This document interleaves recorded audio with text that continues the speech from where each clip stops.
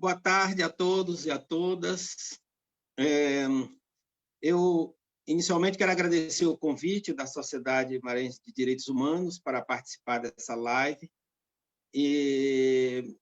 Eu acredito que esse convite também foi por conta de eu ter participado nos anos 70, mais precisamente 79, do Comitê Brasileiro pela Anistia, Maranhão, né? E também ser fundador da Sociedade Maranhense de Direitos Humanos e, naquele momento, muito envolvido com essa questão da anistia dentro daquele contexto de luta contra a ditadura. Mas nós temos aqui o Alexandre Mourão e a Diva Santana, que vão se apresentar agora e que vão trazer muitos conteúdos para esse nosso bate-papo desta tarde. Então, eu gostaria que a Diva Santana falasse agora e, logo em seguida, o Alexandre. Obrigado.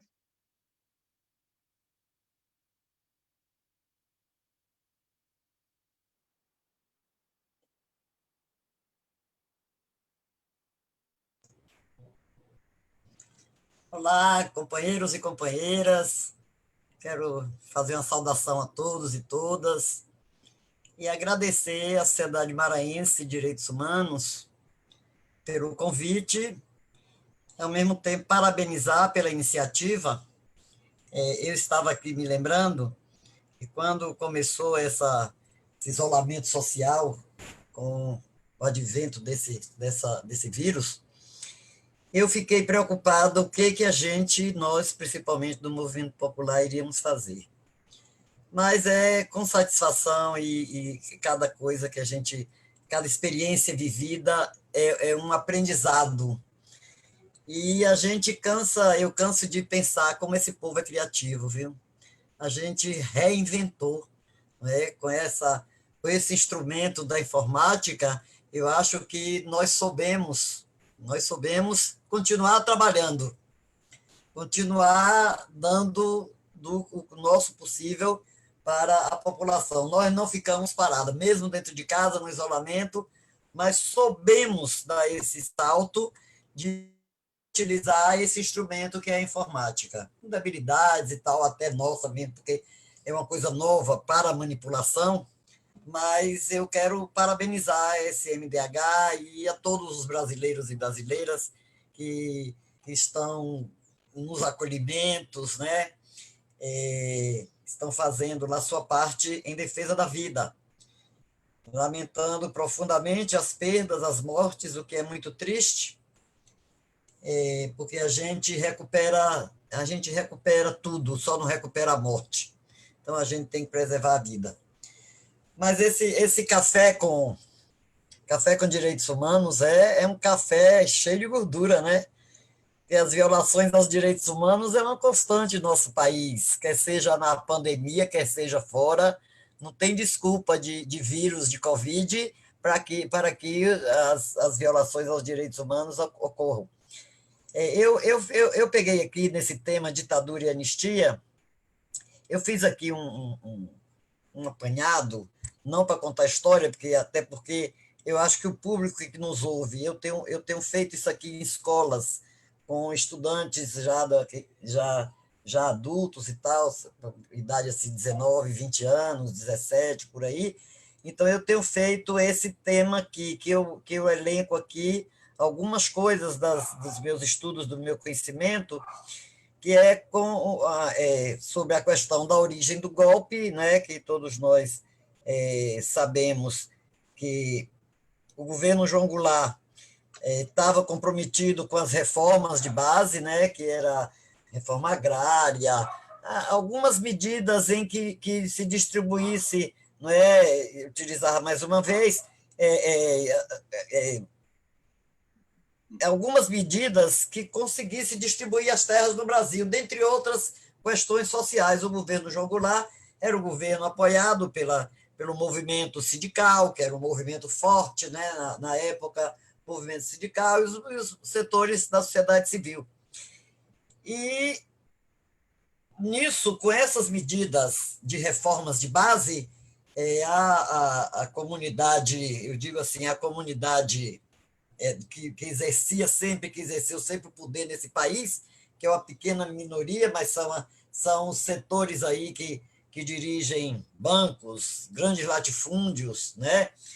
Então, esse setor da sociedade dos conservadores, então, eles tramam o golpe de 1964, junto, claro, com as Forças Armadas, os setores das Forças Armadas. Havia um contexto assim, os Estados Unidos apoiava esse setor aqui da conservador, que até hoje está muito presente no nosso país. Então, havia esse apoio dos Estados Unidos. Né? Após o golpe, a gente viveu uma ditadura assim, com várias facetas. Né? Teve o golpe em 64, que o general Castelo Branco dirige. E, nesse período, houve assim, muitas prisões e envio de pessoas para Fernando Noronha, houve mortes também, não é? Nesse período de 64, e ele tem várias fases, não é? Aí tem a questão legal e a questão ilegal. Aí tem a questão ilegal, a censura, a vigilância, prisões ilegais, né? Desaparecimentos de opositores, execuções, etc. Então, o golpe de 64 ele tem essas fases, que é uma coisa muito forte, é a ilegalidade dos seus atos. Não é? Então, a gente vê, eu vendo isso aí, mas, por outro lado, havia uma questão do movimento dos estudantes. Né? Os estudantes, a classe estudantil reage e enfrenta essa repressão. Enfrenta a repressão, enfrenta a ditadura, com saldo hoje de muitos mortos, desaparecidos, e muitos que foram para o exílio ou que viviam na clandestinidade, mas, na época, a grande maioria dessa pessoa de 67, que aí já passou a primeira fase das prisões de sindicalistas, daquele pessoal mais conservador também, mesmo do ponto de vista legal, mas também passou essa fase do governo Castelo Branco, veio 67. 67 há essa reação do movimento, que é basicamente o movimento que vem das escolas, do movimento estudantil. Né? Então, muitos deram a vida, e, nesse contexto, remanescentes ficam os estudantes que vão para a luta, que continuam lutando nas ruas pela anistia ampla, geral e restrita. Então, a ditadura militar não foi uma dita branda, como diz aí o pessoal da Folha de São Paulo. A ditadura militar ela transcorreu com muita repressão, mas muita luta também do povo contra as medidas, a repressão, contra as medidas da ditadura, da falta de liberdade, a não democratização. Não é? Teve vários setores, vários períodos. Aí vem um AI-5, um ato institucional número 5, em dezembro de 68, e esse AI-5, como nós chamamos, que teve os atos institucionais número 1, 2, 3, a Constituição era uma coxa de retalhos, porque quem estava governando eram esses atos institucionais. 1, 2, 3, 4, 5, e o 5 é o que chega, que vem em dezembro de 68, que é a fase mais dura, mais repressora da ditadura militar. Com o ato institucional número 5, que Congresso é fechado, não é? Parlamentares são banidos, muita gente presa, muitos opositores na clandestinidade, então uma vida sem liberdade alguma. O ato institucional número 5, ele caçou muitos estudantes, retirou da faculdade no chamado 477, que é o artigo da Lei de Segurança Nacional, um dos artigos da Lei de Segurança Nacional. Então, muitos estudantes foram presos, mortos, outros para a clandestinidade, outros exilados. Então, foi assim uma reviravolta nesse país. Nesse contexto, muitos militares também, porque a gente fala de uma ditadura militar e fica parecendo que as Forças Armadas em globo estava nesse processo de repressão, não é, de perdas de liberdades, fechamento de congresso, de caça a todo que se opunha ao regime. Não foram todos os militares. Tiveram militares que ficaram de fora. Tiveram militares que foram caçados também, não é, que foram perseguidos, não é? Então, a biografia da ditadura que nós temos é essa aí. A biografia do campo da sociedade civil, não é? A biografia da ditadura, muitos civis contribuíram para o golpe. Contribuíram para o golpe, como contribuíram também com os atos ilegais, que eram o quê? As torturas dos porões, que eram as execuções de pessoas da clandestinidade, com histórias oficial que morreram em acidente de carro, que o carro virou, a bomba estourou no carro, o outro se jogou da janela do terceiro andar, o outro suicidou no presídio, como Vladimir, o exemplo mais conhecido e notório de Vladimir Herzog. Por último, a gente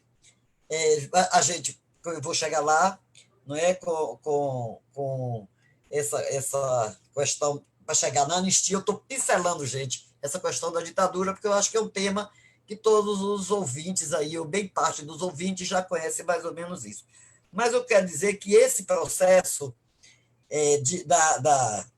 da resistência, eu quero enfocar bem, que é o processo da resistência do povo brasileiro às medidas não democráticas, que é muito forte, né? Então, se de um lado civis apoiaram o golpe, civis que eu digo assim, da classe dominante, não se conhece nenhuma passagem da classe operária, da classe trabalhadora que tenha apoiado o golpe. Não se conhece essa história. Então, quem apoiou o golpe e quem manteve, manteve, né? Porque tinha os atos ilegais que a ditadura fazia, que eram esses atos das casas clandestinas, as casas de Petrópolis, a fazendinha na Bahia, em todo o estado teve um local de tortura e morte de opositores. Então, esses atos não eram atos legalizados pelo regime, o regime militar, mas eram atos que todos os presidentes sabiam que aconteciam, né? Depois do ato institucional número 5, tem livros aí de vários escritores, o Leonêncio Nossa, ele, no livro Mata, ele fala que a decisão saía da casa militar, de matar e não deixar vestígios. Não é? O Léo Sinelli, que era o cara da inteligência, da CIA, da CIA, aqui no Brasil, que não era CIA, era o órgão do Exército, eu me esqueci aqui, são 3 palavras, mas é como se fosse a CIA, que era a pessoa da inteligência que executava as ordens do que fazer, né? Seus comandados no Araguaia, em Foz do Iguaçu, nas Casas da Morte, em Petrópolis e outras casas, na casa ali em São Paulo, também no estado de São Paulo, que tem a 21 de março, se não me engano, tem uma casa também que era centro de tortura. Então, esses atos eram atos ilegais, eram e ilegais. O regime militar não passava esses atos, era uma coisa assim, eram exercícios paramilitares que eram feitos com o povo, né? Aulas de tortura em Linhares, com aquele Damitrione presente, o uruguaio, o americano que foi morto no Uruguai, ele ensinando, dando aula de tortura numa prisão em Linhares, onde 100 presos eram submetidos àquelas aulas, dando aula de tortura, quer dizer, aqui dentro do Brasil. Esses militares, quase todos com formação na Escola das Américas, que era uma escola de repressão que tinha na América Latina, no Panamá, né, na América Central. E esses golpes, eles não aconteceram só no Brasil, né? Então era uma coisa orquestrada mesmo pelos americanos, né? América do Norte, e nesse período existia a chamada Guerra Fria, que era a luta do capitalismo com o comunismo. Então, todos os opositores, hoje a gente vendo os arquivos da ditadura militar, os arquivos do SNI, todos os opositores, todos os democratas da época eram comunistas, né? Padre, eu brinco aqui com alguns amigos, eu digo, olha, você, desde onda de ser, né, desse democrata todo, que você está lá fichado como comunista. Então, todos nós éramos apresentados como comunistas. Mas, falando isso, eu não sei, viu, de si, qual é meu tempo aí, viu, Murilo? Controle aí o tempo, porque é muito assunto, é um tema muito grande para a gente falar, porque eu quero chegar no processo da redemocratização do país. Quero dizer, quero ressaltar aqui que a luta do povo brasileiro, ela sempre existiu e ela vai continuar existindo, mesmo contrário a até o que a gente viu recentemente, que foi uma pessoa de extrema direita eleito pelo voto direto aqui no Brasil, não é? Que o voto nós consideramos que é um exercício da cidadania, é uma questão democrática, mesmo sabendo que foi eleito cidadão, nós vamos nos colocar defendendo a democracia, defendendo as conquistas do povo, não é? Então, fruto dessa luta de resistência à ditadura militar, que vai até 85, em 88 se convoca em 86, 87, se convoca uma constituinte, né? A discussão sobre a nova Constituição no Brasil. E essa discussão aí são eleitos vários ex-presos políticos, pessoal mais que já tinha votado com a anistia de 79, que não foi a anistia que nós queríamos, mas foi a anistia possível, né? Foi a anistia onde retornaram ao país os exilados, saíram das cadeias os presos, muita gente na clandestinidade de 10 anos ou mais, né? Mas que estavam na clandestinidade. Então, essas pessoas voltaram e reiniciaram sua luta pela democracia do país. E ela começa com a discussão da Constituição brasileira, que em 88 é promulgada essa Constituição, uma Constituição também que deveria ser mais avançada, mas nós consideramos que, naquele contexto, avançamos com a Constituição, que é a chamada Constituição Cidadã, e nesse processo vem a redemocratização, o processo de transição no Brasil, né? Depois da Constituição de 88. Depois dessa Constituição e de várias organizações do movimento social também se refazendo, se reorganizando, os sindicatos, as associações, não é? As organizações estudantis, seus DCEs, UNE, que foram todos desmontados com a ditadura militar, esse pessoal retorna à luta e vamos fazer esse processo de transição democrática, né? Que é essa transição, aí vem algumas leis, né? A própria regulamentação da lei da anistia, né? Da Constituição de 88, que se cria, se coordena e se forma a Comissão da Anistia, a lei de 91/40, de 95, que é a criação da comissão. Essa lei cria uma comissão especial sobre mortos desaparecidos políticos, porque, como eu disse anteriormente, a anistia de 79 não foi a anistia conclamada nas ruas, foi a anistia, né, feita por quem era no general, ainda com uma Câmara totalmente viciada e cerceada. Então, foi a anistia possível, nós chamamos assim de anistia possível, e com ela se iniciou todo esse processo de redemocratização. Porém, um segmento dessa anistia, o segmento atingido por essa lei da anistia, ficou de fora, porque essa lei da anistia ela foi uma lei que dentre outras coisas, ela perdoa o torturado e o torturador. Anistia, a palavra anistia quer dizer perdão, mas para nós ela não é perdão. Para nós não é perdão, nós não temos que pedir perdão a ninguém. Eu tenho uma irmã desaparecida política, tenho um cunhado, todas as pessoas que lutaram, os ex-presos que estão aí, não tem que pedir perdão à nação, não. Foi uma luta defendendo o país, não é? Defendendo o nosso Brasil. Foi uma luta e continua sendo essa luta. Então, essa anistia ficou esse segmento que foi atingido, que é a questão dos mortos e os desaparecidos. Os mortos, nós sabíamos, né, que os mortos, de certa forma, a família sabia que estava morto. Por isso, nós temos essa caracterização. Mesmo que não visse o corpo, como a família do Santa Bárbara, aqui na Bahia, não viu o corpo do filho, mas viu o caixão. Ela não podia nem encostar no caixão cercado de militares, quando ocorre a morte de Lamarca, de Otoniel, Zequinha e Luiz Antônio de Santa Bárbara, aqui na Bahia. e que a Yara também morre, é executada também. Tudo farsa, dizendo que foi troca de tiro, foi exibida a tiro, tudo mentira. Depois, com o processo da redemocratização, nós conseguimos, nós, familiares e sociedade civil, conseguimos esclarecer alguns fatos, né? Por exemplo, a história que o Luiz Antônio de Santa Bárbara suicidou é mentira. Ele não suicida, ele é abatido com um revólver e tem. Cara, isso tudo foi feito depois desse estudo. Então, o morto é aquele que a família sabe que morreu, está enterrado em seu cemitério, não viu o local que está enterrado, mas sabe que está. Eu estou dando um exemplo. Agora, o desaparecido é aquele que saiu de casa e nunca mais deu sinal de vida. Continua até hoje, sem dar sinal de vida. E as Forças Armadas não teve a dignidade de dizer até hoje o que fizeram com eles. Não, essas Forças Armadas aqui, do Duque de Caxias, não teve a dignidade de dizer o que fizeram com eles, dizer às famílias o que fizeram com eles. Então, todo esse processo é fruto dessa luta.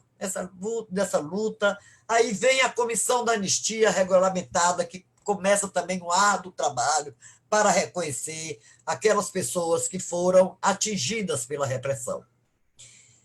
E, gente, hoje eu vou resumir aqui, vou deixar até para se quiserem fazer perguntas, resumindo, que todas essas conquistas, a nossa transição ela não foi completa, não fizemos o processo transitório. Vem a Comissão Nacional da Verdade, que desempenha também um importantíssimo trabalho nesse recorte aí da luta de transitória aí, dessa política de transição. Então, nós conquistamos algumas coisas e nós estamos correndo o risco de perdermos tudo se a gente não reagir, se a gente não continuar a protestar contra essas perdas, esses direitos, essas conquistas que nós tivemos através de muita luta. Pessoal, você, Murilo, que é fundador da SMDH, você sabe muito bem como eram construídas essas organizações, né? Como essas organizações eram construídas. Então, a gente não pode perder esse espaço que nós construímos pela redemocratização do país, porque temos muita história para contar. Se a gente for falar aqui de como a gente vivia, como a gente se organizava, como a gente organizou essas organizações, como a Sociedade Maranhense de Direitos Humanos, aqui na Bahia tem tantas outras, Grupo Tortura Nunca Mais, não é? No Rio de Janeiro, em São Paulo, enfim, no Brasil. Como elas se organizaram e como elas se colocam hoje. Eu acho que a gente tem que continuar defendendo essa democracia, porque sem ela, nós não vamos a lugar nenhum. Né? Eu acho que com todo esse passado, com toda essa história de conquistas, de perdas e de conquistas, essa é a marca do povo brasileiro. Agora, eu acho que a gente tem que lutar, a gente tem que lutar para modificar essa forma também aqui no nosso país. Gente, é inadmissível que com tanto avanço na área da medicina, na área social, a gente considera também grandes avanços, a internet aí dominando o mundo, você vendo, você está aí no Maranhão e eu estou aqui na Bahia, a gente está se vendo, está se falando. Então, com tantos avanços, a gente tem que avançar também nas nossas reivindicações e nas nossas lutas. A gente não pode ficar só falando, a correlação de força não é igual. Não, a gente tem que trabalhar para essa correlação de força ser igual. Ser igual ou ser maior, para a gente barrar. Gente, a gente teve assim, o processo da democracia, ela ajuda a gente combater as pessoas, os corruptos, as maracutaias que se fazem em nome do voto, não é? A gente consegue identificar, mas a gente não consegue barrar. Então, a gente tem que trabalhar e reinventar formas para barrar essas pessoas que são eleitas para maquinar articulações, manobras com esse poder. A gente não pode continuar. Eu não aceito isso, não aceito. Cada dia fica mais claro que essa questão do voto, a gente tem que trabalhar esse voto para que não aconteça como aconteceu essa última eleição. A gente está vendo o caso dessa pastora. Essa mulher mandou matar. Está aí, pelo menos eu nem conheço, mandou matar o marido. Ela fez parte de toda... E essa mulher fica impune porque é parlamentar.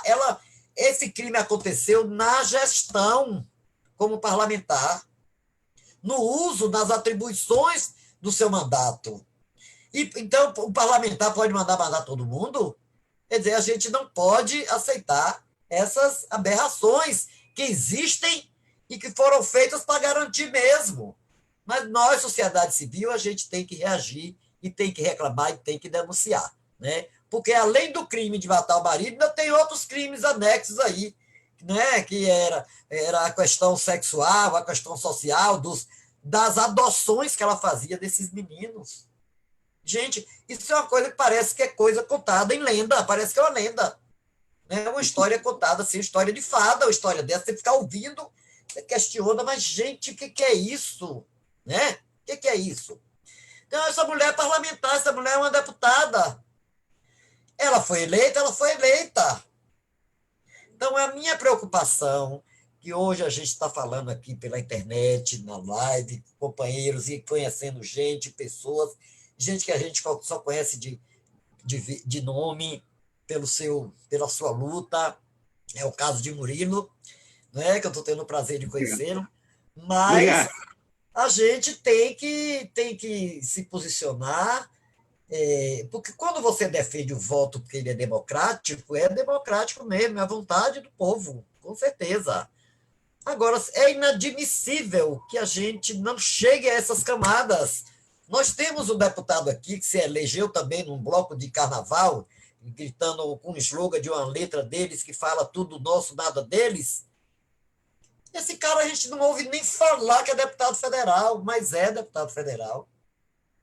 Eu nem sei o nome, porque o povo conhece ele aqui por Canário, eu não sei nem como é o nome dele.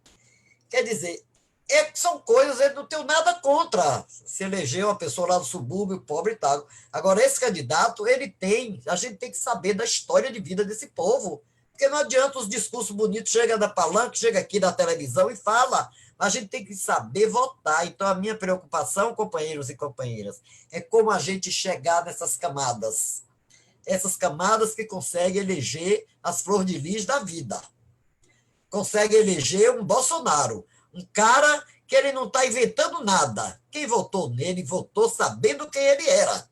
Ele nunca negou para ninguém. Quando ele defendeu que mataria gay, se tivesse um filho gay que mataria, apontava, fazia o gesto de uma arma, ele não enganou ninguém, ele está fazendo o que ele sempre disse que ele é. Né? Então, ele não está enganando ninguém. A gente tem que chegar, a minha grande preocupação nesse contexto todo é chegar a essas camadas mais camadas que sofrem, coitados, com a falta da educação, com o estudo, com o ensino, são camadas da sociedade que são jogadas mesmo no limbo. Então, a minha preocupação é como a gente trabalhar e chegar a essa camada para elegermos, porque o nosso modelo é esse, elegermos parlamentares que tenham um congresso. Estou vendo agora a história do presidente da Câmara. Ah, meu Deus, a gente espera o quê mesmo? Espera isso mesmo. Né? Então, o que é que a gente espera? Então, eu quero ficar por aqui e aberta aí para os outros companheiros falarem mais sobre esse tema, que é um tema muito rico, né, de muitas inovações. Essa aqui é mais uma nossa, mas a gente tem que se esforçar, trabalhar para poder avançar nessa questão que é uma luta de classe, que essa luta de classe, desse recorte aí da luta de classe nesse contexto, é muito difícil para a gente, é muito difícil, porque a gente esbarra com pessoas com discurso de democrático, com discurso de esquerda, e que depois tem uma prática semelhante. A gente precisa estar atento a isso enquanto cidadãos e cidadãs. Então, vou parar por aqui para ouvir vocês também. Muito obrigada. Bom, muito interessante esse cenário todo que foi colocado, né? Toda essa trajetória, essa história. E para os dias de hoje, isso é muito importante, porque eu vejo assim que temos que trabalhar agora de forma com uma duplicidade, que é o seguinte: uma coisa é refletir e falar de uma história que aconteceu, e de uma situação como no caso o caso da ditadura, etc. E a outra questão é, trabalhar para que, em relação às opiniões de que isso jamais aconteceu, ou como você falou aí, Diva Santana, que foi amena a ditadura e tal. Dita Então, branda, eu acho como dizem branda, eles. dita branda. Mas tem pessoas que vivem, há pouco tempo, vendo aqui numa postagem de um jornal online, quando utilizaram uma foto que eu tinha feito, né, de eventos no período da ditadura, e algumas pessoas falaram: eu nunca senti problema nenhum com a ditadura. Quer dizer, também porque não lutaram, ou não estavam envolvidos, ou estavam no outro lado, não sei, né? Mas é importante essa convencimento. E eu acho interessante também na sua fala essa coisa da preocupação sempre de quem está querendo levar, ainda sempre numa postura de fazer com que as pessoas percebam a realidade, né?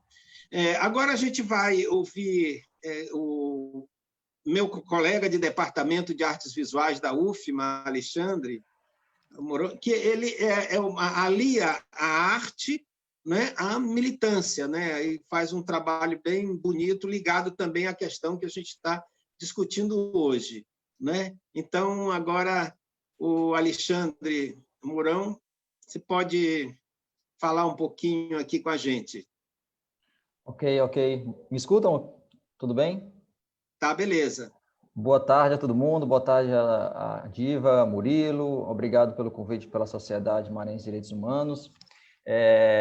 Eu queria fazer um comentário assim, um pouco voltado para essa questão da anistia e até abordando um pouco a minha experiência de trabalho, que o Murilo já comentou sobre as artes visuais, que dialoga um pouco com esses pontos que tem a ver com a ideia de anistia, né? Que muitas vezes se fala que está relacionada à ideia de perdão, e outros também defendem a ideia de esquecimento, né? Então, vou tentar fazer um pouco com a fala da minha trajetória de como eu entrei nessa temática a partir desse campo aí das artes, mas também abordando um pouco esse lance aí da anistia, né?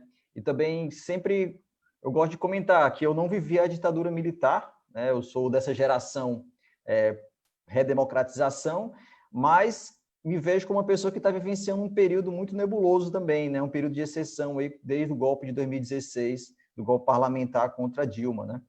Que inclusive fez agora, 31 de agosto, foi a data aí de rememoração desse golpe, né? Então, estarmos falando aqui sobre isso é muito importante, né? Então, é uma saudação que eu faço à iniciativa da sociedade. E, assim, esse debate que a gente faz sobre a anistia, né, que ela foi criada em 79, com 2/3 do parlamento biônico, né, então já tem todo esse debate de que não foi, como a própria Diva comentou, que não foi a anistia que se queria, né, as pessoas que lutavam pela anistia ampla, geral e restrita, mas, ao mesmo tempo, naquele período foi um movimento que lutou pela essa redemocratização, muito importante, né? Mas, ao mesmo tempo, o que a gente tem hoje, com a lei da anistia, que foi criada em 79, é uma certa defesa do que se coloca com essa ideia de esquecimento, né, de virar página, né?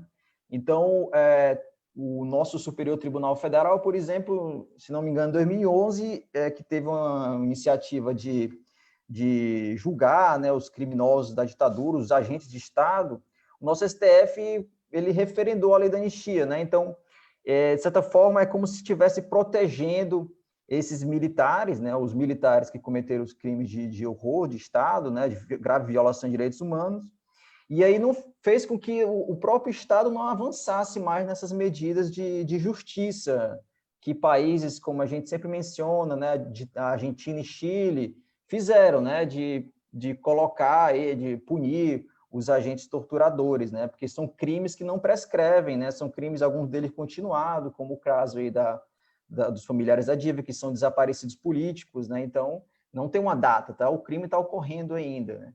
Então, é uma série de debates um pouco do campo jurídico, mas que, na minha avaliação, eu como uma pessoa que é dessa geração, a gente vê como foi uma medida de silenciamento, né, do que foi a ditadura militar, que ela permanece com os chamados resquícios, né? Então, eu venho de uma geração que eu ainda escutei da minha mãe, que ela falava que o pai dela dizia que não se podia comentar sobre política na universidade, né?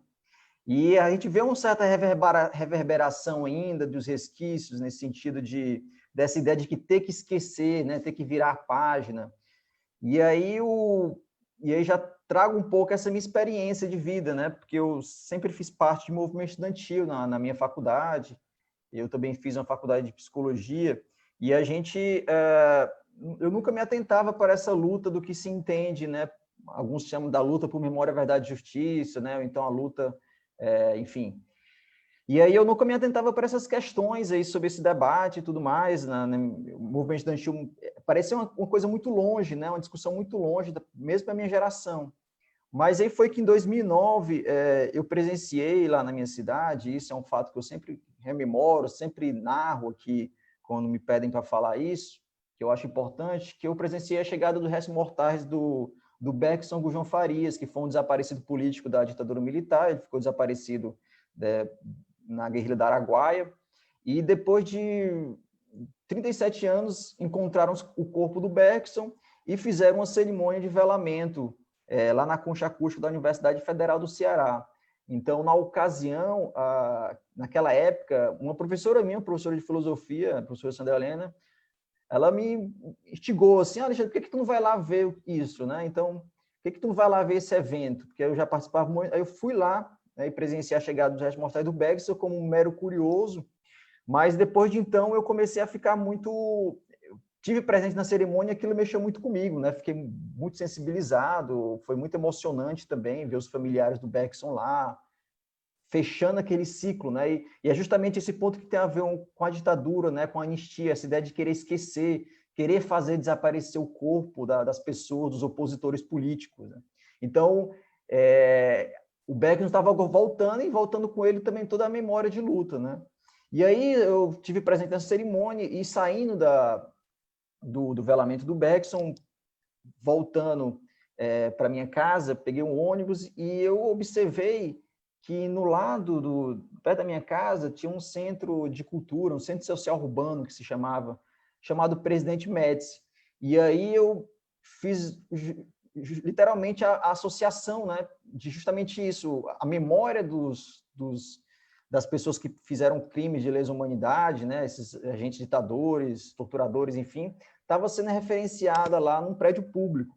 Então, como estudante, na época também fazia parte do grupo de pesquisa de artes, eu fiz esse debate da memória e da cidade, né, como a cidade da gente, que ele carrega esses logradouros públicos, né, fazendo homenagem e tudo mais.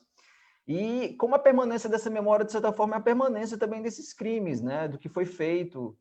Então, a partir disso, eu criei com os colegas lá do curso das artes visuais um coletivo chamado Aparecidos Políticos, que é justamente um trocadilho aí com os desaparecidos, e baseado um pouco nessa ideia, né, de tentar rememorar, né, falar nós somos os que foram, né, dizer que essa luta daqueles que tombaram, ela permanece de alguma forma, né? Claro que o contexto é outro, a situação é totalmente outra, mas é lutar por uma reapropriação dessa memória. E aí entra muito forte o debate sobre as artes visuais, né? Que muitas vezes a gente vê nas lutas políticas, nos embates políticos, aquela ideia da manifestação, né? As palavras de ordem, e a arte, ela geralmente traz um aspecto aí do simbólico, do não dito, ou do que está das entrelinhas, né, de algo que não é tão notório, e trata questões bem particulares, que estão mais voltadas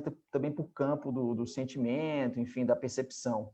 E aí a gente começou a fazer uma série aí de trabalhos, e no caso, não sei se eu puder compartilhar a tela aí da página do meu grupo, porque já falaria um pouco aí apresentaria rapidamente, né, as iniciativas que a gente fez do trabalho, que dialoga muito com essa ideia do tema da anistia, né? E aqui eu estou mostrando para vocês esse trabalho nosso coletivo, né? E todos eles, nós somos formados por pessoas que não vivenciaram a ditadura militar, né? E não queremos que se repita novamente, né? Então, essa ideia de que tornar essa memória muito forte, né? De lutar e por ter muita coisa para fazer, na verdade, ainda, né? A gente teve a criação da Comissão da Verdade em 2014, finalizou, foi publicado um relatório e uma série de recomendações que o Estado brasileiro está longe de cumprir, né? Então, a gente está vendo aí totalmente na contramão aí o atual presidente Jair Bolsonaro, né? Pelo contrário, ele faz elogiar a brilhante Ustra em sessão do parlamento, coisas absurdas que em qualquer outra democracia seria inconcebível. Então, aqui é um pouco do nosso trabalho, só para mostrar para vocês rapidamente, assim, para ir terminando minha fala, tentando mostrar um pouco, até dialogando com os últimos trechos aí do que a Diva estava comentando, sobre essa ideia de como é que a gente chega nas pessoas, né, para falar, principalmente a nova geração, a turma que não vivenciou isso, de certa forma, teve uma falência aí de todo mundo da sociedade de falar sobre o que foi a ditadura militar, né, do que foi aquele período. Por que tem gente escuta até pessoas de gerações atuais, mais novas, querendo intervenção militar ou coisas do tipo, né? Enfim, aí esse nosso coletivo é um pouco essa tentativa de trazer a arte, a política, de uma maneira que seja empolgante, que seja estimulante, que goste de ser feito, né? Então, a gente tem alguns materiais aqui, isso aqui é o que a gente chama do mini manual da arte guerrilha urbana, que a gente fez uma reapropriação do manual do guerrilheiro urbano do Carlos Marighella.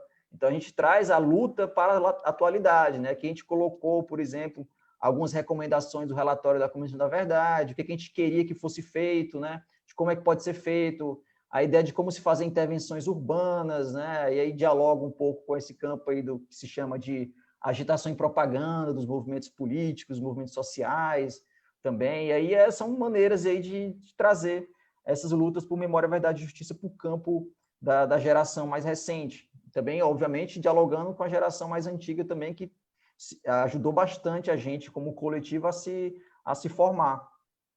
Aí a gente faz uns trabalhos também de stencil, né, de grafite pela cidade, aqui vocês estão vendo esse um que a gente fez lá na Argentina com o pessoal do grupo de arte Calerreiro, lá no Espaço dos Irros também, e trabalhos dialogando as temáticas, enfim. Aqui foi uma que a gente chamou de uma cartografia da ditadura de Fortaleza, que é um local na nossa cidade que tudo que vocês estão vendo aqui, esses nomezinhos aqui que eu estou mostrando no mouse, são nomes de agentes de Estado da ditadura militar, né? Então, a gente teve a publicação no relatório da Comissão da Verdade, falando que teria que se mudar esses nomes, mas muitas cidades ao longo de todo o Brasil, esses nomes permanecem de uma maneira super, como se fosse natural, né? O Estado, o poder público referenciar ditadores, enfim. E aí que a gente fez esse levantamento e também alguns trabalhos de intervenções urbanas, né, que é uma categoria aí das artes visuais, enfim, um trabalho de reapropriação simbólica desses espaços, né, de renomear, de fazer um lambe-lambe, né, de colocar a imagem de um desaparecido político em um local onde foi um centro de tortura, e por aí vai.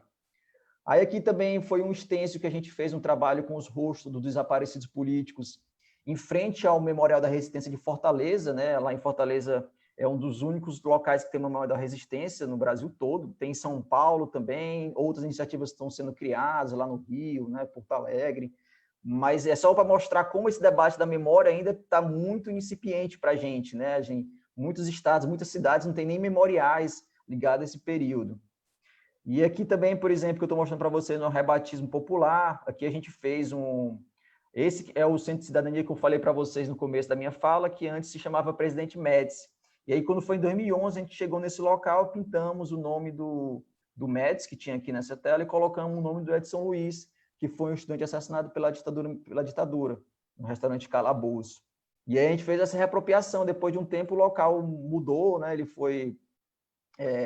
passou-se a se chamar... Não passou a se chamar oficialmente, né? Mas ele teve uma série de mudanças a nível enfim, de estrutura mesmo, né? Que a gente vê como é que era antes, aí durante a intervenção e depois, né? O local ficou...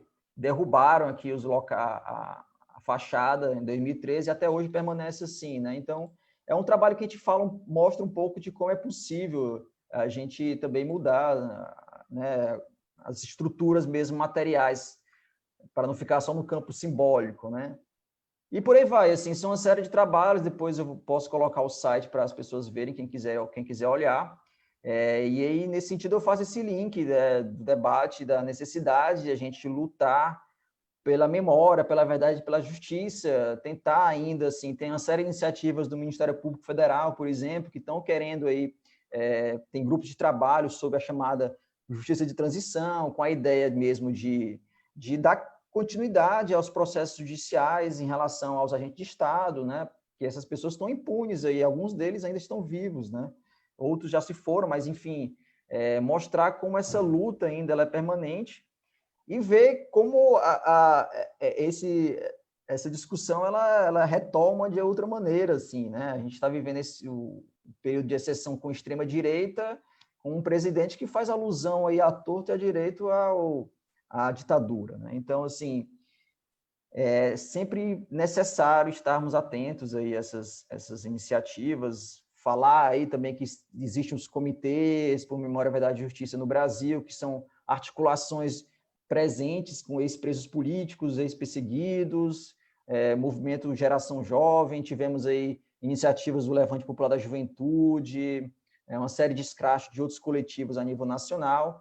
Então, assim, está presente. Claro que esse contexto político, né, mexeu um pouco com muitas pessoas, mas a gente segue aí atento e faço o chamado também à sociedade, a quem estiver assistindo a gente, a se engajar aí nessa luta por mais memória, verdade e justiça.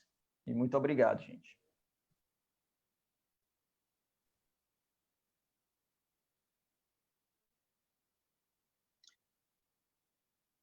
Bom, eu queria... Estão me ouvindo? Queria fazer uma colocação aqui, que é o seguinte. Há algum tempo... Bom, eu trabalho com fotografia, filmes, enfim, faço documentários e trabalhei também quer dizer, comecei a mexer com essa questão do audiovisual no início dos anos 70. E em mais de uma ocasião me perguntaram, Murilo, você tem imagens da ditadura, imagens que queriam fazer alguma ilustração, não sei bem, enfim, ou um filme, alguma coisa, queriam imagem de arquivos, imagem de ditadura. Que assim, uma polícia e tal, capacete e tal. Então, eu falei, olha, não tenho a não ser de um evento que aconteceu aqui, chamado Greve da Minha Passagem, em 79, exatamente os embates de rua onde a polícia, na época do governo João Castelo, bateu nos estudantes de uma maneira muito violenta, foi feita pelo meu amigo Euclides Moreira, né? Que é autor desse livro, inclusive Maria por Maria, e se desse tempo eu queria ler um trecho de um depoimento da Maria Aragão, uma figura emblemática aqui do Maranhão.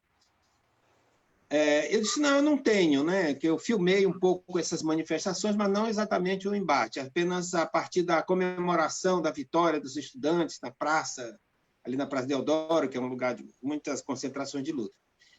Mas falei assim, bom, eu tenho imagens de um velório de um trabalhador rural, de um líder camponês que foi assassinado e tudo mais. Serve? Quer dizer, fiz assim como uma provocação, porque aqui na nossa história, aqui, quer dizer, a gente... agora, com a coisa da Comissão de Verdade, vários depoimentos que estão sendo resgatados, inclusive livros escritos sobre Manuel da Conceição, que é uma figura também muito importante aqui do Maranhão, camponês, líder camponês, é que eu percebo que, diferente lá dos anos 70, pelo menos do ambiente em que a gente transitava, muito jovem e tal, percebo essa atenção voltada para a violência no campo, muito intensificada no período da ditadura e pela ditadura, né? A Diva Santana falou há pouco dos estudantes e tudo mais. Então, o que acontece?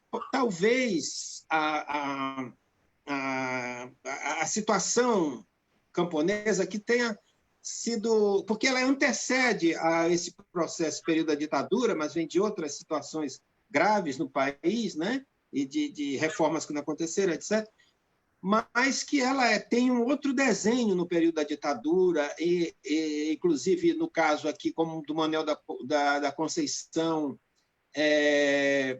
a ação popular, por exemplo, integrantes da ação popular, que inclusive ajudaram a conseguir uma perna, que ele perde a perna por causa de um tiro que levou e ficou abandonado numa prisão, gangrenou a perna e tal. Tem toda uma história bonita que quem lê, talvez se tivesse tempo eu leria, mas eu acho que é só procurar Manuel da Conceição no relatório volume 2 da Comissão Nacional da Verdade, que vai encontrar essa história que vai desenhando a coisa do campo e passando, assim, tocando na questão da ditadura, que foi muito grave.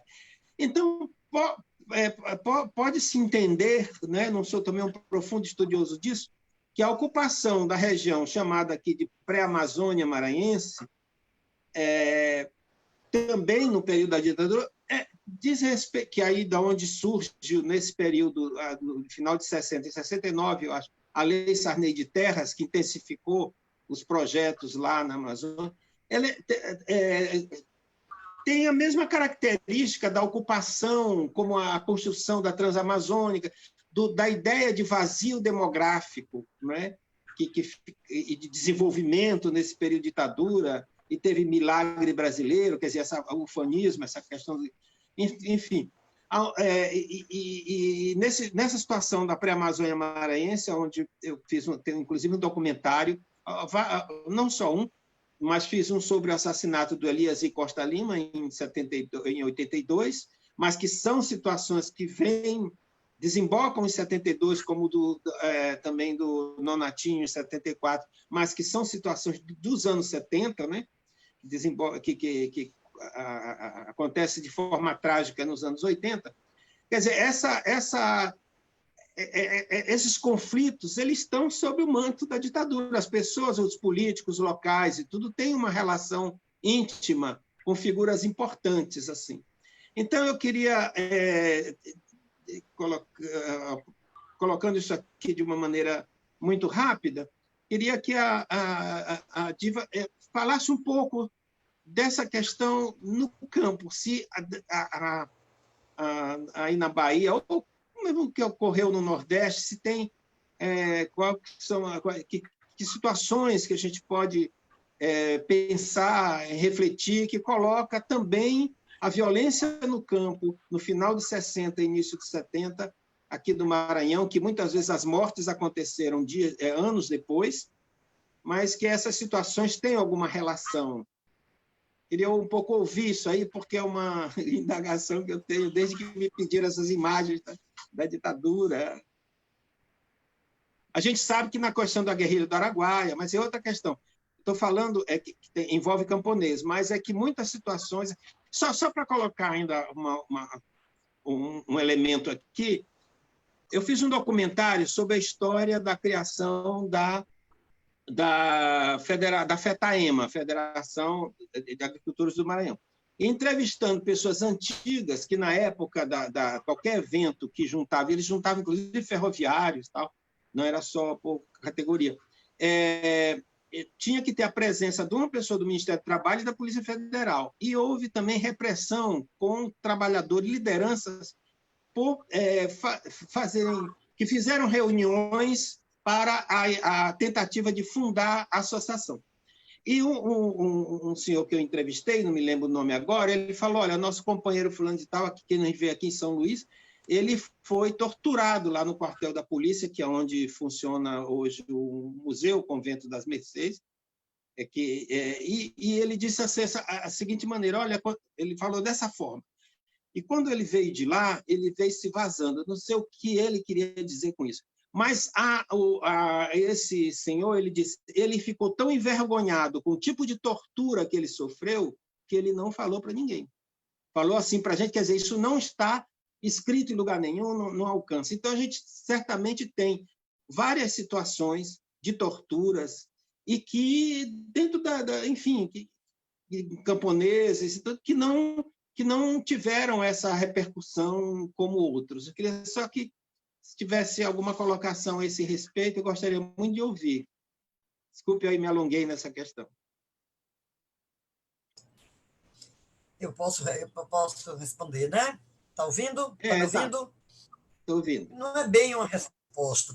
Tudo que você fala é uma indagação e tudo que eu falo também é uma indagação. A gente não tem nada concreto. O que é concreto é o que aconteceu, mas que não ficou. Veja bem, nós tivemos, que foi uma coisa que foi aprovada, discutida no Congresso Nacional de Direitos Humanos, que consta no Programa Nacional de Direitos Humanos 3, conhecido PNH 3, essa criação da Comissão Nacional da Verdade. Foi discutido no Congresso isso. Porque, às vezes, as coisas não são divulgadas. Como eu participei do processo que não estava dos eixos, não estava essa discussão, inicialmente era para estar.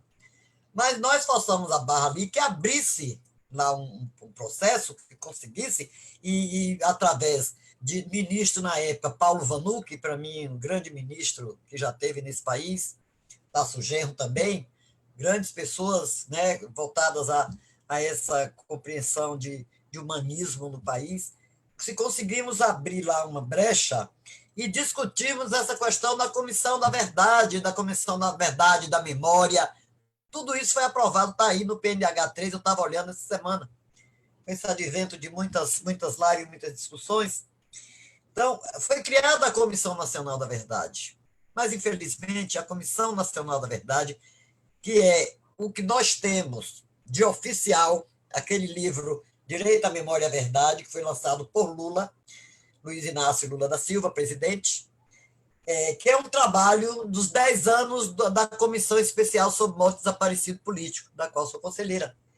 Então, aquele livro ali, ele foi trabalhado pela Comissão Nacional da Verdade. A Comissão Nacional da Verdade trouxe à luz muitas coisas que a gente não tinha conhecimento.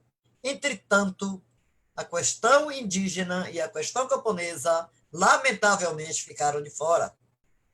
Porque a gente sabe da violência no campo, ela é uma coisa que vem antes da ditadura, que era lá os latifundiários com a pistolagem mandava nesse país.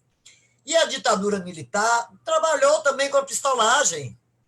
As primeiras buscas da região do Araguaia, eles utilizam a mão de obra pistoleira. Daí o livro O Nome da Morte, né, o cara que dá entrevista dizendo isso, e ele é realmente, ele é levado a Genuíno, a história dele, Genuíno confirma, aquela bala, aquele tiro de raspão no braço de Genuíno foi ele que deu, e ele ainda pede a Genuíno para ajudar ele, porque Genuíno não morreu por conta dele.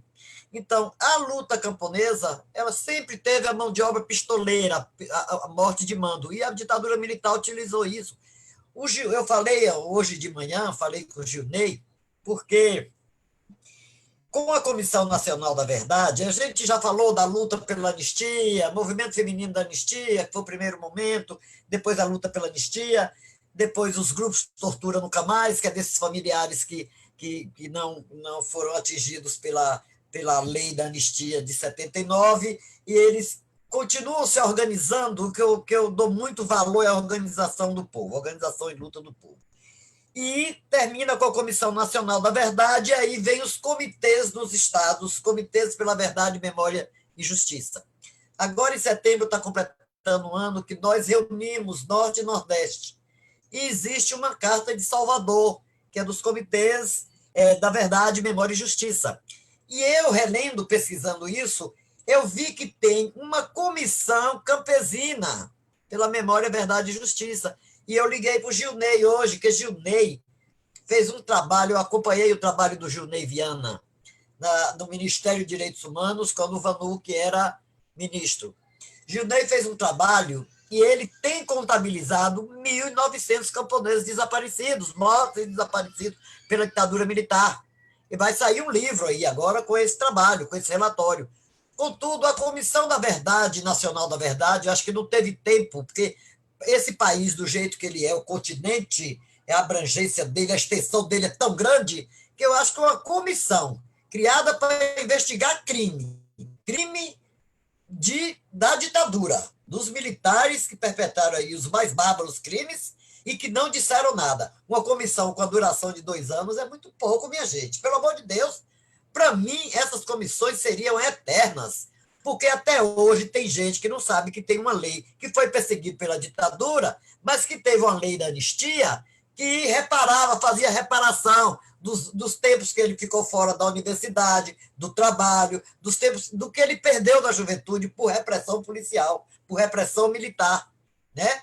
Tem muita gente até hoje que não sabe disso. Então, uma Comissão Nacional da Verdade, que ela vem para expor e tornar oficial os crimes da ditadura. Ela não entrou no campo nem indígena, acho que teve estudo, né, Alexandre?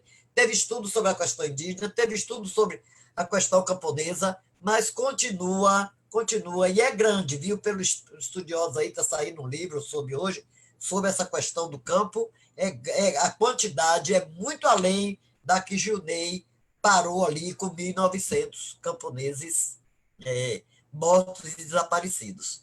Então, é um trabalho inacabado, né? Então, a gente pode dizer assim que a nossa história, essa coisa de falar, Murilo, de virar página, eu não concordo com virar página. As pessoas que morreram, elas lutaram, derramaram seu sangue por melhores condições nesse país. E não tem que página virar, não. A página tem que estar aberta para todo mundo chegar e ler nas escolas. Todo mundo, essa página tem que estar aí nos livros, né? Essa coisa que anistia é esquecimento, Alexandre, esquecimento é perdão. Não, não é esquecimento, não é perdão. Para mim, a anistia veio para a gente continuar a luta. Não é. Nem esquecimento, nem perdão. Eu não tenho que pedir perdão a ninguém. Eu acho que minha irmã fosse viva e quem sofreu aí não tem que estar pedindo perdão a ninguém. Não fez nada de errado, por que perdão? Né? Por que está pedindo perdão? Então, as torturas que as pessoas passaram, que as marcas das torturas, por que vai pedir perdão a quem? Aos militares? Ah, não, de jeito nenhum. Então, eu penso assim. Queria falar para Alexandre. Em 79, depois de agosto de 79, os comitês de anistia que havia no Brasil todo ficaram discutindo o que fazer. E foi realizado o segundo congresso aqui na Bahia, né? Em novembro de 79. Então, nesse segundo congresso, tivemos a oportunidade, você vê o que é a democracia, você vê o que é a liberdade. Pela primeira vez, tivemos a oportunidade de reunir familiares dos mortos desaparecidos. E ali, muita gente saindo da prisão, muitos que tinham chegado do exílio, que sabia mais ou menos o que tinha acontecido. Então, nesse congresso, se aprovado a caravana de familiares da região do Araguaia, que foi realizada em 80 e eu participei. Nessa primeira ida, em 80, dessa caravana, que eram 22 familiares, com toda a repressão, eu ameaçado de morte aqui na Bahia, com toda a repressão possível. Mas nós tivemos um apoio dos setores democráticos desse país, inclusive da Igreja Católica, porque até carta para o Papa foi, e do Avelar Brandão Vilela deu apoio, orientou a CNBB para acompanhar as nossas viagens lá em Belém. Quando chegamos, o bispo de lá chamou os diretores lá, o povo, os militares, coordenadores lá, os generais, e disseram que se acontecesse, se um fio de cabelo da gente caísse, que eles seriam responsabilizados. Chegando em Marabá, a gente teve toda a recepção do bispo de Marabá, Dom Arnaldo Pena. Então, foi uma viagem assim, cheia de repressão, que não dá para me contar aqui agora. É nessa caravana, quando a gente chega em Xambioá, que a mulher do coveiro da época nos falou das marcas do cemitério e nós fotografamos. Eu tenho foto até hoje. Foi a Maria, que foi sepultada, que é a primeira pessoa que morre, que é a Maria Lúcia Petit, e lá eles conheciam como a Maria. E o outro era o Jorge. Quem é Jorge? Jorge é Bergson, né? Então, a gente, anos depois, quando se pôde, a caravana fotografou tudo isso e pegou gravação e tal, em 80. Só na década de 90 que se pôde ir lá, mesmo assim, apoiada pelo pessoal do Paulo Evaristo Arnes, lá em São Paulo. Se foi fazer escavação desses lugares. E em um dos lugares se encontra ossada e volta num material de paraquedas. E tudo, Madame Palhares da Unicamp, acompanhou essa escavação. Foi a única operação que eu não fui, porque eu tinha feito uma operação. Então, foi a única atividade que eu não fui à região do Araguaia. Todas as outras eu fui. Comissão da Anistia, 4 caravanas que a Comissão da Anistia realizou para ouvir depoimentos, a ida de Tasso Genro, pedir perdão àqueles camponeses, que foi a coisa mais emocionante que eu já vi na minha vida, né? Fiquei muito emocionada de ver aquele povo camponês mesmo, muita gente vindo de caminhão de todos os cantos ali em São Domingos. Antes era São Domingos das Latas, hoje é São Domingos do Araguaia. Embaixo de sol a pino, aquele pessoal, e Tasso Genro pedir perdão àquele povo. Foi uma emoção muito forte, foi uma coisa muito forte que eu presenciei. Eu estava lá. Então, essa escavação foi feita, e anos também depois, não sei a data precisar, eu tenho escrito, eu não gravo data, sou terrível, se reconhece que aquela ossada, depois que o Bandeira morreu, que a filha entregou o baú para o Jornal do Brasil, entregou, vendeu, eu soube que vendeu, não tenho prova. Nesse baú tem lá a foto de Maria Lúcia Petit dentro do paraquedas e tal, e foi igual a gente encontrou no cemitério de Xambioá. Então, a partir do noticiário dos jornais, desse baú do general Bandeira, que foi a filha que entregou, faz o trabalho com a Maria Lúcia Petit, os exames, e confirma que ela mesma faz o traslado para a terra dela, onde ela nasceu, junto com a família. A ossada de Berks, logo depois, foi retirada no lugar onde estava enterrado o Jorge. Porque quando o Bergson morreu, o povo da cidade de Xambioá viu o corpo. O Bergson era conhecido como Jorge, jogava bola ali, ele era daquele destacamento ali próximo a São Geraldo e Xambioá, o destacamento C. Então, ele convivia com o pessoal da cidade e conhecia, muita gente conheceu ele. Então, teve gente que foi ver, foi o velório lá, a delegacia ficava ao lado da igreja de Xambioá, e teve gente da cidade que foi ver o corpo de Bergson, como o coveiro que fez o seu calça amarela, ele estava lá e viu um pedaço de uma calça amarela. Então, a gente tira essa ossada, que era possivelmente de Bergson, isso da década de 90, e você vê quando foi feito os estudos e confirmou que era o Bergson realmente. E a mãe do Bergson viveu até receber aquela ossada. E você estava lá, eu também estava lá em Fortaleza, no dia do traslado, que foi assim, uma cerimônia muito bonita, né? Todo esse trabalho foi feito com o empenho de Paulo Vanucci, ministro dos Direitos Humanos, né? Todo esse trabalho. Eu acho que foi um dos grandes ministros, mas é isso, Murilo. Essa questão dos camponeses ainda é tabu, do ponto de vista oficial, do ponto de vista da história, e que a gente precisa. Eu conversei hoje de manhã com o Ginei, vou ver se o contato, ele ficou de ver o contato com a menina da FETAG, que é uma das pessoas dessa comissão campesina pela memória e verdade, para a gente. Nós estamos. O ano passado teve esse encontro aqui de Norte e Nordeste, que saiu até uma carta da Bahia, e o próximo vai ser em Fortaleza. O próximo encontro para o ano vai ser em Fortaleza. Então, a gente está retomando esses contatos para ver se a gente faz um encontro maior com todos os comitês pela memória, verdade e justiça.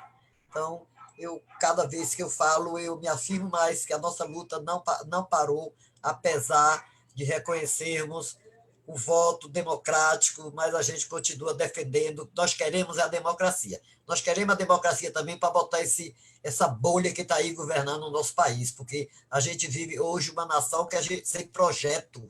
A gente não sabe o que vai acontecer amanhã, não se tem uma política, não se tem uma proposta, um projeto para esse país, nem para a educação, nem para a saúde, né? A questão da Amazônia aí. Então, eu acho que a democracia que elegeu ele, essa mesma democracia, pode fazer com que o fora Bolsonaro, porque fora Bolsonaro, e eu acho que a gente depois vai encontrando formas de lutar e adequando as coisas, mas a gente tem que acreditar no processo da democracia, na democracia plena para todos. Então é isso. Obrigado Acho que pela. respondi, né, Murilo? Eu não respondi, é sem resposta. Na verdade, nós não temos resposta para as coisas, porque tudo fica, né? São estudos, são palavras, não tem nada assim definido. Não, mas foi muito interessante, A claro, essas Comissão Nacional da Verdade considerações. deveria ir muito mais além, com o poder que tinha, porque eu sou conselheira de uma comissão que não tem tantos poderes como tinha a Comissão Nacional da Verdade, não é? Então, com os poderes, eu acho que houve limitações, mas aqui no país tudo é assim, tudo são os acordos, tudo é na base do acordo. Vou parar por aí. Não, foi muito, muito interessante as colocações. Eu estou aqui meio que, nesse momento, me coloco assim como uma espécie de entrevistador, Aham, e eu queria está falar coordenando também. com o Alexandre. A gente pode ver se tem perguntas, mas com o Alexandre, que o Alexandre trabalha essas questões da arte esse projeto dele muito interessante, projeto que participa desse coletivo, e queria saber que aqui no Maranhão, como é que você teve já condições de entrar de perceber a questão dos desaparecidos ou dos perseguidos aqui no Maranhão e como que esse trabalho também ele pode ser colocado como uma contribuição para se combater essa situação de hoje de negação a toda essa situação que a gente tem provas muito fartas, né? Inclusive ossadas, que são, enfim, prova material, depoimentos e tudo mais. Não sei se o Alexandre entendeu o que eu estou Sim, colocando. O entendi, Alexandre? entendi, Murilo. Assim, que eu sou de Fortaleza, estou morando no Maranhão, tá com 3 anos, né? 3 anos e meio. Quando eu cheguei, assim, estava querendo também conhecer um pouco mais, né? Na época eu já tinha passado lá como pesquisador pela Comissão da Verdade, depois Comissão de Anistia. Mas eu lembro no caso do Epaminondas, né, no Maranhão, que foi um desaparecido político que foi na época da Comissão Nacional da Verdade, praticamente foi o único corpo que eles oficializaram, né, a descoberta, né, porque a comissão, ela, nesse sentido, é até uma crítica a ela, que ela não teve muitas novidades, assim, muitas coisas já tinham sido investigadas pelos próprios familiares e mortos desaparecidos políticos, né, vale dizer que a luta dos familiares é a luta permanente, né, que está aí já muita coisa, foram eles mesmos que conquistaram, que conseguiram, e tem muita coisa a ser feita ainda. E assim, o que a gente fez, como todo coletivo, nós somos 6 no coletivo, a maioria mora em Fortaleza. Então eu cheguei em São Luís Maranhão um pouco sozinho, né? Mas tentei algumas aproximações com o pessoal lá. A gente teve a oportunidade do ano passado fazer uma exposição no espaço chamado Chão, que fica ali no centro histórico, né? E aí a gente fez lá na galeria deles uma exposição do coletivo Aparecidos Políticos e tentando trazer um debate aí para o Maranhão, né? Como é que foi as coisas por aí, esse mapeamento que eu mostrei para vocês também, a gente viu aí a gente fez lá também com algumas informações que a gente tinha conseguido pegar, né? A gente colocou lá também alguns nomes e tudo mais. E assim, tem isso de dizer que no Maranhão não teve muita coisa, mas eu acho que passa um pouco por essa fala que vocês acabaram de ter, assim, a questão dos camponeses, por exemplo, né? No Maranhão teve muito camponês perseguido, desaparecido, mas não tem registros, né? E a mesma coisa acontece com a questão indígena, porque é isso que se passa em alguns estados do norte, essa questão da oficialização do desaparecimento, né? Porque isso é uma questão até que tem, né? Porque as pessoas que passaram perseguição, elas têm que provar, né? Então já parece que elas ficam com essa, além de ter sido perseguidas, elas têm que provar junto ao Estado que passaram por isso tudo, né? Quando é o Estado que deveria ir atrás disso, né? De colocar esses números e tudo. Então, eu acredito que muitas dessas questões assim dos desaparecimentos, da perseguição política no Maranhão, por não ter tanta visibilidade, eu acho que se deve um pouco a isso também. Mas aí teve no Maranhão aqui lá na Assembleia Legislativa, a Comissão da Verdade do Maranhão, do Estado do Maranhão, né? Ao contrário, por exemplo, lá no Ceará, no meu estado, a gente não teve uma Comissão da Verdade oficial lá de Estado, né? Quando a gente fala de Estado, do Poder Público Estadual, né? Mas no Maranhão teve, assim, foi produzido um relatório, né? Então a gente chegou também a ver parte desse material e eu acredito que tem muita coisa assim, a ser feita também. A gente vê, né, muitos logradouros públicos que fazem referência também, assim como o Castelo Branco tem lá no Fortaleza, também tem no Maranhão. Então são muitas lutas que se podem travar aí, né? E o Maranhão tem essa particularidade de ser esse estado muito ligado às questões indígenas e camponesas também, então acaba que é também um local, né, que tem possibilidades, né? A gente faz, por exemplo, eu estava vendo aqui o Antônio Raimundo, um desaparecido político, que é do Maranhão também, e tem algumas pessoas, né? Mas é isso, assim, é um estado que eu tenho visto também, tenho sentido muita movimentação interessante, não só culturalmente falando, mas politicamente também, assim, uma turma muito boa, né, de luta pelos espaços. Você mesmo, a tua geração, assim, eu tive visto algumas coisas, tenho lido sobre, né, a perseguição que vocês também sofreram, né, no Salão do Humor, que pegaram os materiais e censuraram também, né, cantores como o César Teixeira. Então tem uma geração aí que essa geração meio que geração maio de 68, mas também um pouco depois de maio de 68, geração 75, enfim, que eu sempre vejo com também muita admiração, né? Que são pessoas que lutaram para que a gente esteja aqui tentando exercer a democracia e, acima de tudo, que permanecem na luta, né? Então, isso, para mim, é o mais louvável também. Então, assim, o Maranhão é um estado que tem tido muita... E, curiosamente, a nível nacional, ele está aí numa certa liderança de oposição ao governo federal, né, com o Flávio Dino, apesar de também ter as contradições internas do estado, mas, no geral, acaba sendo um estado que as pessoas estão olhando com uma mirada curiosa, né? O que está acontecendo no Maranhão? Então, é isso.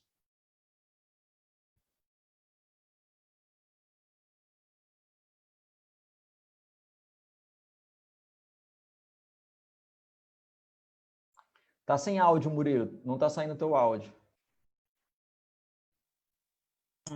Estou falando, estou Tá só ouvindo agora? lembrando. Pronto. Só Sim, lembrando, pode. e chamando a atenção que o estado do Maranhão ele faz parte do todo, né? Então, mas é um estado também que foi segurado com mão de ferro, de opressão, né? De concentração de renda na mão de uns. Então, não é diferente do estado da Bahia também, que foi esse modelo. Essa questão de, eu acho que aqui eu tenho a relação, é porque para mim decorar nomes, mas aí no Maranhão tem pessoas mortas, desaparecidos políticos, que não foi o caso do Epaminondas. Epaminondas, todo mundo sabia onde ele estava enterrado. O que a Comissão da Verdade fez foi o traslado dele para o lugar que as famílias queriam, né? Mas aí no Maranhão tem, que eu não estou me lembrando, mas tem opositores que desaparecidos e mortos aí do Maranhão também. Aqui na Bahia, nós temos alguns monumentos, né? Vitória da Conquista, tem há muito tempo, teve um prefeito democrático, um cara do PT e tal, que é o Guilherme Menezes. Teve os advogados e a sociedade civil se juntou com o prefeito e teve a sensibilidade de fazer um monumento aos baianos. Aqui em Salvador, Alexandre, todos os colégios e logradores com o nome desse povo existem ainda, em que pese que nós estamos, desde 2003, num governo de oposição aqui, mas aqui também a coisa é muito atrasada ainda. Com muita luta e participação de muitos democratas, se conseguiu fazer um monumento ao baianos mortos desaparecidos e colocado no Campo da Pólvora. Está lá hoje, é uma praça conhecida como Campo da Pólvora, porque é um lugar onde já houve outros assassinatos, outras execuções de lutadores, né, em outras épocas. Então, tem também um monumento em homenagem, mas é uma coisa assim que... isso é coisa de Diva Santana, tá entendendo, Alexandre? Nós aqui ainda temos uma sociedade muito atrasada do ponto de vista de avanços de exercícios de cidadania. A gente ainda tem um conservadorismo muito grande. Mas A ditadura militar acabou em 85, mas aqui na Bahia ela continuou ainda. Porque quem governava aqui era Antônio Carlos Magalhães, uma pessoa, uma figura parecida com o governante aí do Maranhão. Eu não sei se pode ter algumas comparações, que o daqui governava com chicote na mão. Ele dava tapa em gari, pontapé em jornalista, isso a olhos vistos aí por todos, né? Mas a gente carrega esse caldo ainda, a gente temos ainda esse caldo. E, como diz a nossa política, onde tudo é feito na base do acordo, prevalece o voto, mas antes os acordos são feitos, já estão nos acordos agora para a presidência da República. Os acordos já estão sendo feitos agora, né? Isso é o nosso modelo, é a nossa prática, né? É o nosso modelo de fazer política no Brasil, é esse, que ainda tem resquícios ainda do coronelismo, né? Então é uma coisa aí que é muito presente no nosso país. Por isso que a cada hora que passa eu conclamo os Alexandres da vida, a juventude, porque eu acho que já se foram os pais dos mortos e desaparecidos, já se foram os pais, os filhos já estão indo também, e resta a juventude. Eu sempre digo, gente, quem pôs fim à ditadura militar foi a luta de todos, mas quem foi para a rua bradar mesmo, ser preso, foi a juventude. A juventude. E é a juventude que tem que tomar as mãos essa luta, não esquecer, não deixar apagar, não esquecer essa história. História de luta do nosso povo é uma história muito rica de todas as movimentações que se faz nesse país. Então a gente não pode esquecer, né? Não pode deixar para o esquecimento. É isso, gente. Muito obrigada. Eu acho que a gente não sei cadê disse para dizer a gente a hora, o tempo, porque a gente leva falando, né, as coisas, né, Murilo? Você vai Eu sempre acredito falando que já muita coisa. estamos chegando no Aham, final, né? Só aham. colocando aqui também tem o Rui Frazão, né? Que Pois é, foi Rui visto pela Frazão é um, última vez em Petrolina, né? E vai pois é, Rui no, Frazão é um né? desaparecido político, Rui Frazão. Também Ninguém São sabe cadê o Luís, corpo de Rui Frazão, né? Ele é daí do Maranhão. de São Luís. Bom, eu acredito que eu não tenho acesso aqui, eu não estou alcançando o chat para ver se tem perguntas. Eu não sei se alguém está vendo. Se não, a gente caminha para o encerramento, né? O Alexandre, você quer colocar mais alguma questão? Bem, só para comentar que a gente estava falando sobre a luta no campo, e aí tem esse livro que foi publicado em 2010, Retrato da Repressão Política no Campo, e aí que foi inclusive organizado também pelo Gilney. Se o pessoal deixar eu compartilhar aqui rapidamente, eu vou mostrar aqui uma parte dele. Eu tenho esse livro. E ele tem um capítulo especial para o Maranhão também. E ele, inclusive, ele menciona o nome dos camponeses e tal, tá aqui, vocês podem ver, né? Aqui é o capítulo justamente do Interessante. Maranhão. E aí ele fala, e o Junei que também organizou esse livro, ajudou a organizar, e ele tem a lista de vítimas de repressão no campo do Maranhão, aí vai por estado. Então são muitos também que a gente vê. Muitos deles, infelizmente, não estão no relatório da Comissão Nacional da Verdade, mas é justamente isso, a discussão também, né? De se oficializar esses números, e por isso que é uma luta que necessita também ser travada, né? Então são muitos também, como a gente vê. Tudo aqui no Maranhão, ó, o livro. E aqui é a capa do livro, para vocês verem, né? É esse, Retrato da Repressão Política no Campo, Brasil, 2010. E É um é isso. caderno, né, Alexandre? É um caderno, né? Isso. Ele foi impresso também. E, enfim, minhas palavras de agradecimento também de trazer esse tema tão importante. E eu costumo falar para alguns colegas meus que não acham que é muito distante a discussão, é só ver o que está acontecendo com o Brasil agora, né? Então, a gente consegue estabelecer esse link que eu consegui fazer em 2009, né? De começar a tentar entrar mais nesse debate aí, né? Quando a gente está vendo toda essa reviravolta, esses pedidos aí de intervenção militar, esse presidente de extrema-direita, projetos neofascistas, enfim. E dizer que é isso, assim, as pessoas que lutaram. Quando eu fico pensando e tentando cair num certo pessimismo, uma certa, né, fraqueza, vamos dizer assim, uma certa... Eu só olho para essa turma que tombou pela ditadura militar, né, sobre armas e cacetetes e conseguiram lutar e deram as vidas por isso. Então, assim, eu como uma geração que não vivenciei isso, eu me vejo, cara, essa turma que passou aí atrás, aí tu olha que foi uma turma que fez alguma coisa, né? Então tu tá reclamando de quê, né? Se levanta e vai para cima, né? Eu acho que é esse que tem que ser o espírito, né? Por isso que a gente olha para essa turma, essa geração que tombou, a gente vê, de certa forma, o espírito deles no sentido histórico aí, movimentando a gente também. A própria luta aí da Diva Santana, do Murilo.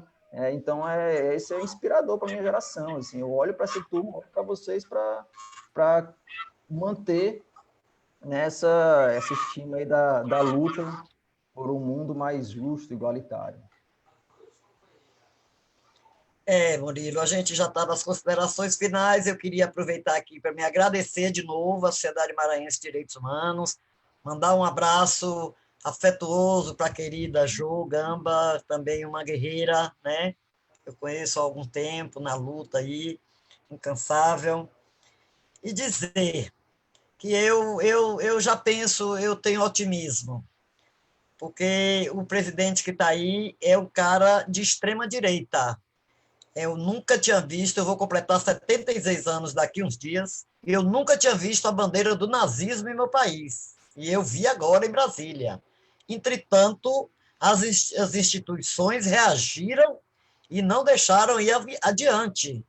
Então, eu tenho otimismo, porque a gente vê hoje o posicionamento das instituições democráticas no Brasil, junto com setores de igreja, né, igreja católica, protestante, alguns setores, né, que têm se posicionado contra essa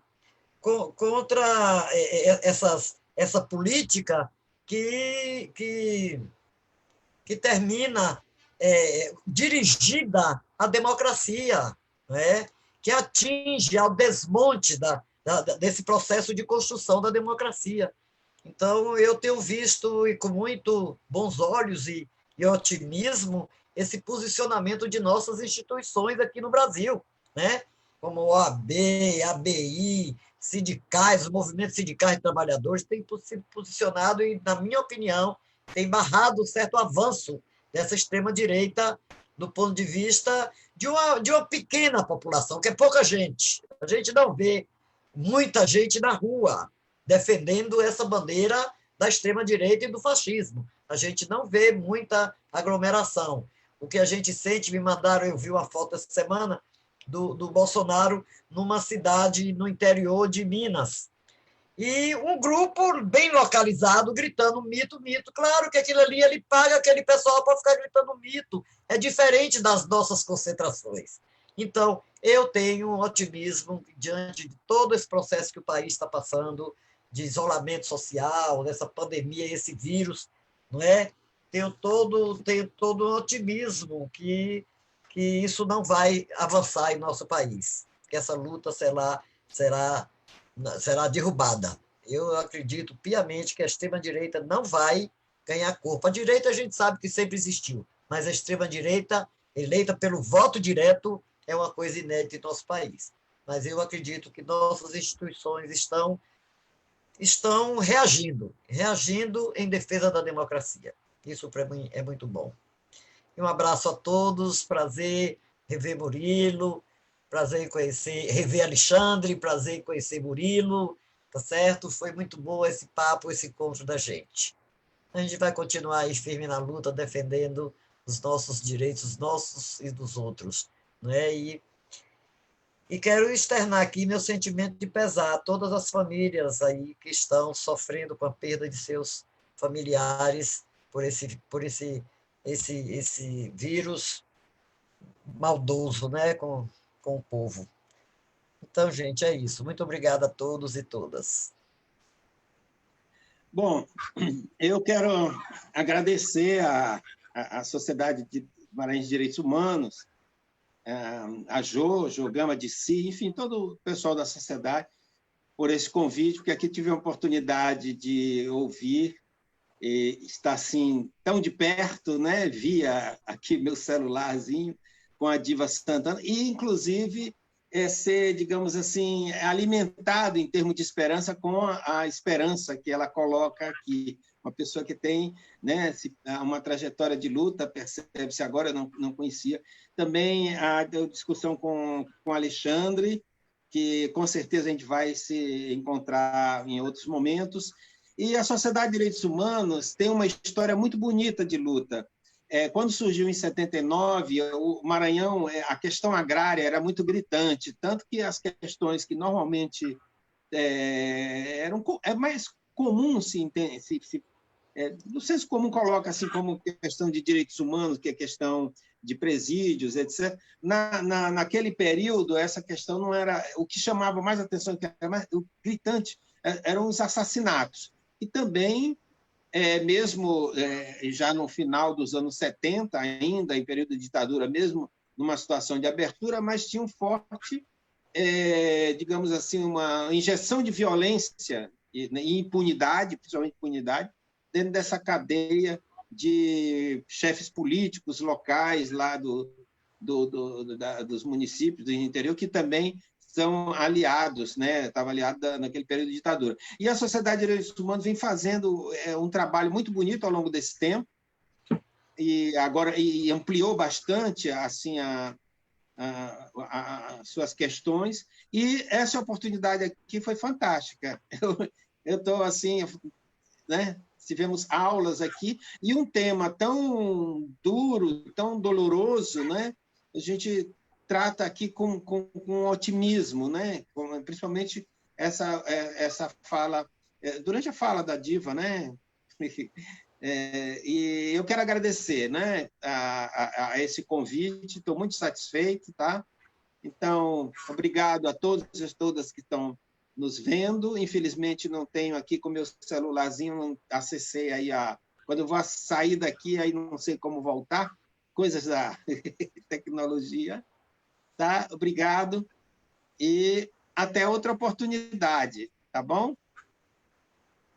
Aí acho que a DC que está comandando remotamente aí a live pode, então, né, entrar com a vinheta, com aquela cartela, não sei como é que finaliza aqui. Tchau.